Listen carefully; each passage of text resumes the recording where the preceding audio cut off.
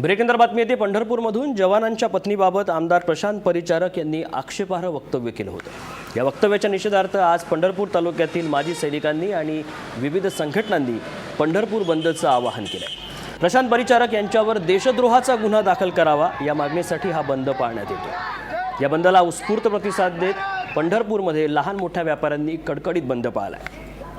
तर पंढरपूर शहरातील शाळांना सुट्टी जाहीर करण्यात आली।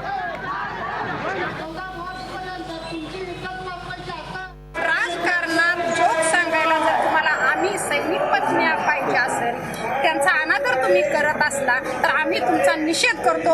आम्हाला तुमचा राजीनामा पाहिजे, तुमच्यावर देशद्रोहीचा गुन्हा दाखल झाला पाहिजे आणि तुम्हाला ह्या गोष्टीवर जर पश्चाताप असेल तर तुम्ही राजीनामा देऊन 1 महिना सैनिकाची ड्युटी करून बघा, तुम्हाला समजेल काय असतं सैनिकाचं जीवन। आमच्याविषयी त्यांनी जे बोललेले शब्द आहेत आमच्या काळजाला भोकं पडलेले आहेत। आम्ही गरिबीतून वर आलेले, काय हाल अपेष्ट झालेले ते आमच्या जीवाला आम्हाला माहीत आहे। त्यांनी येऊन कोणी बघितलेलं नाही, कसे दिवस काढलेत आणि काय नाही, उपातापाशी अंगावर कपडा नव्हता असे आम्ही दिवस काढलेले। तसं आमच्या सैनिकाच्या महिलांना असा दोष देणं ही चुकीचं आहे त्यांचं। तर ह्यांनी आम्हाला इथं नको आहे, त्यांनी आम्ही त्यांचा निषेध करतोय आणि त्यांना शिक्षा झालीच पाहिजे। दरम्यान राज्य महिला आयोगानं आमदार प्रशांत परिचारक यांना समन्स बजावलाय। वादग्रस्त वक्तव्याप्रकरणी परिचारक यांना तात्काळ खुलासा करण्याचे आदेश महिला आयोगानं दिले आहेत।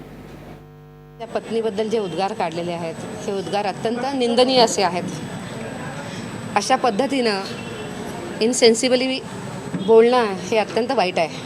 याची दखल राज्य महिला आयोगानं घेतलेली आहे आणि त्यांना त्यांच्या वक्तव्याबद्दलचं ताबडतोबीनं आम्ही राज्य महिला आयोगात समन पाठवतो आहे की जे लोकप्रतिनिधी जबाबदार पद्धतीने बोलत नाही आहेत, योग्य पद्धतीने बोलत नाही आहेत, त्यांची पदावर त्यांनी राहू नये असा या सगळ्यांचा आग्रह होता। याही बाबतीमधली शिफारस ही निवडणूक आयोगाकडे आणि राज्य सरकारला आयोगाच्या वतीनं केली जाईल।